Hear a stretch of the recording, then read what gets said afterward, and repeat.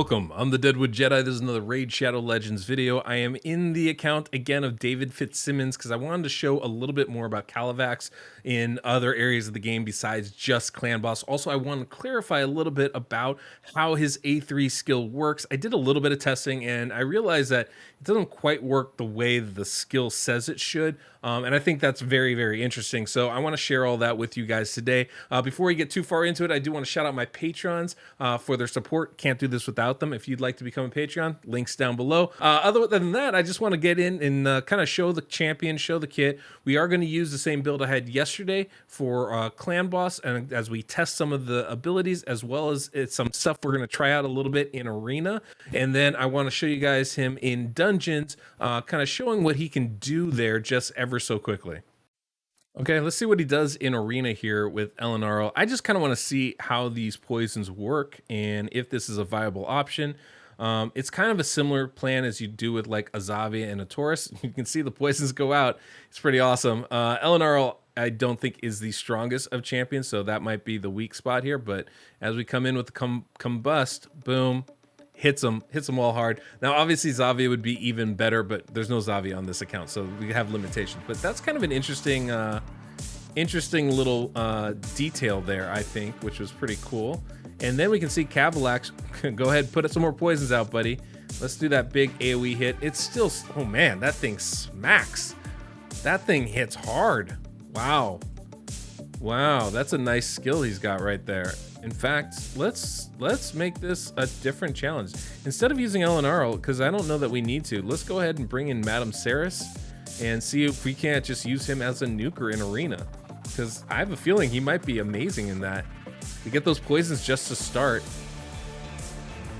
Decrease defense weaken. Whew. Yeah. Yeah.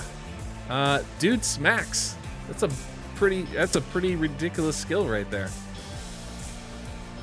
Pretty ridiculous. Now, here's what I want to see is how he works with champions.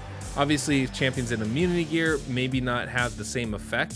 So let's see if we can't find somebody a little bit more of a challenge here. Yeah, this may be working. We've got shields from Krisk. We'll see how this works. No immunity out there, but there goes the shields. Interestingly, the poisons go on first. So the poisons went on first, then the shields went out. I wonder if that's how it works with everything. That still is a massive hit. You can kill Krisk. That's a pretty good sign, I'd say. He's very slow right now too. I still have him in a Clan Boss style build, so there's nothing really fancy going on with him, which I think is pretty interesting. Let's see if we can't find something a little bit more of a challenge. Duchess team. Okay, now Duchess team should be interesting. Let's see if we can't. What goes on here? There goes the poisons. Yeah, I mean, I'm really trying to find an immunity team to make this work, but even so, this is just a strong ability. Oh my.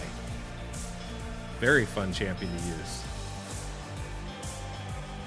Yeah, the shields go on every... It seems like the poisons are the first thing that goes. You notice those shields there? Those are from shield sets. So it looks like those poisons actually go first. He just nuked the heck out of them.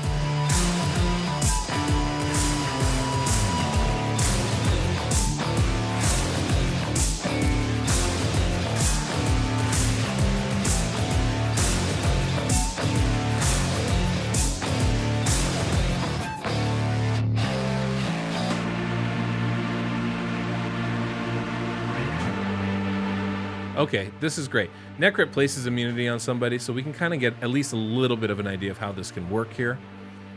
And we'll see how this goes. So, the poisons go out, then all the abilities happen after that, which is interesting. You notice the buffs went out afterwards too. So I'm really, I think that's a very interesting thing. Now, the other great thing is he's green affinity, which means he's going to be strong against Candrafons right there. Ooh. That's a lot of damage. Nearly killed everyone. As soon as they take a turn, though, they should die because of the poisons, which is pretty bonkers.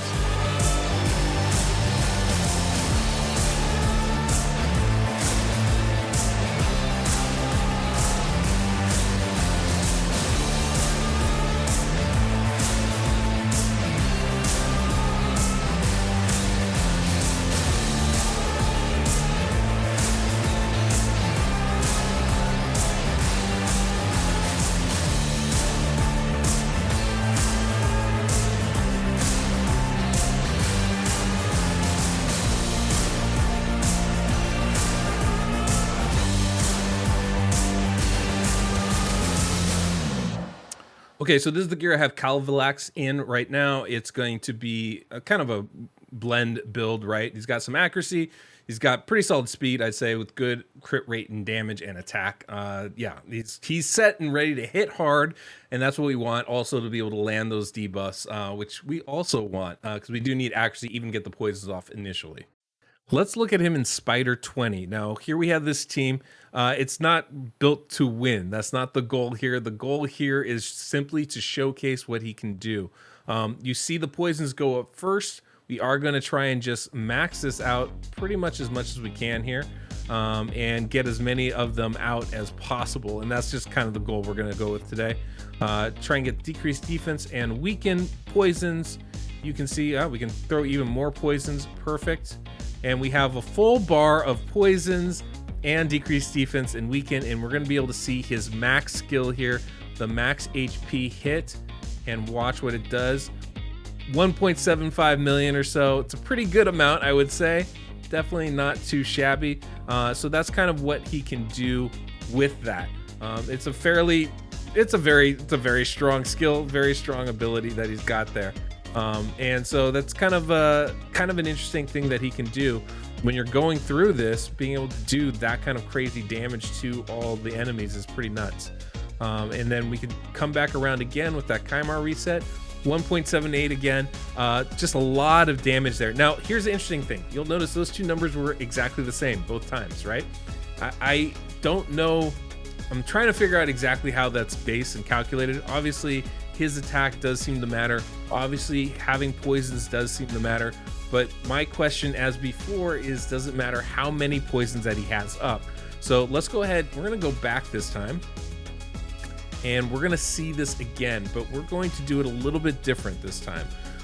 This time, even though we have Battle Khazar on the team, I'm not going to use his poison ability. So we're going to see, does it matter how many poisons we have out, or does it just matter that we have poisons up? And see if there's a difference between the damage that we're doing here. So there we got that going. Just kind of set up into it. Decrease defense and weaken. I don't want to add any more poisons to this build. So here we go. We're going to use this big hit. We did 1.784 million, I think, last time. 1.2. So it does seem like the number of poisons is having an effect on the size of the damage. This time, as we reset, kind of go through it again, let's see if we can't add to the poison total and see if that changes the number that we get out of this. Always an interesting thing to see. All right, yeah. Let's add some more poisons to the thing. We have pretty much a full amount of poisons up there. Not quite completely, but pretty close. We've got 8. We had 6 before, so we can see if there's any kind of a difference here.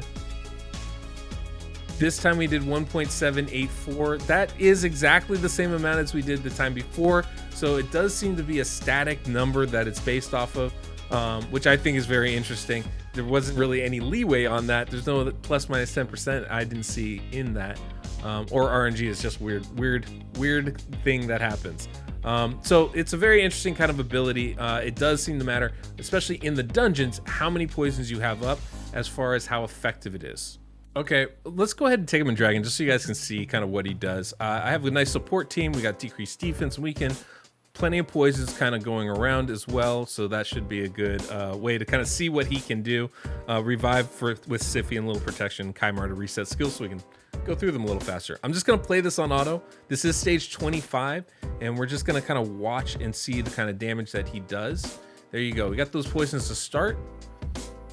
And lots of poisons out there to start. Decrease defense and weaken, and then he does the nuke. It's a pretty big hit, as you can see. Doesn't fully kill everybody, but definitely takes them down. Now, here's the thing. You can pair him with Zavia. You can pair him with an Elenarl and do crazy damage because he just puts those poisons up right from the get-go. Doesn't even need to take a turn. It's very effective here. It's very effective in Arena as well. But kind of want to see what he does damage-wise on his own without that. And as you can tell, pretty good. But it's really nice. The fact that he starts with those poisons, doesn't even have to take a turn, is just a really strong ability. And we just kind of keep adding to it, which is pretty nuts. He also has that ability to add poison just as he takes his turn as a passive ability. Makes him very, very strong. Really strong champion, can do a lot of work for you, I think, in all areas of this game because of that. So pretty interesting little champion here. We'll see if we can even survive this. This is obviously, you know, stage 25. It's not simple. So we can bring him back. Yep, doesn't matter. Okay, well, we'll poison them to death and get through it. This is obviously the thing. I haven't built, you know, fast. I have him built for damage. I don't have him built for sustain. And he has a very low base defense, so it's going to be kind of hard to keep him alive. He's very much, I think, an end game champion in that sense, where survival is not his strongest suit. It's more just like do damage, do speed runs, that type of thing. Now, that said, he hits really hard and goes really quickly. He also has a pretty solid base defense, so he's not super difficult to build with some survivability. He just doesn't have the HP levels. It's actually really low. So there's a little bit of glass cannon factor going on here. Just got to be aware of that. But very, very strong. Now you can see we got tons of poisons. We've already done a lot of damage on stage 25. The guy hits really, really hard. The one thing that we are missing, obviously, is decreased defense and weaken. So it'd be nice if those poisons will fall off so Draco can put the decreased defense and weaken up. I think that should be coming up shortly here. Yep, well, except Draco dies, because that's what Draco does. Other than that, absolutely. But still strong abilities. Draco loves his poisons.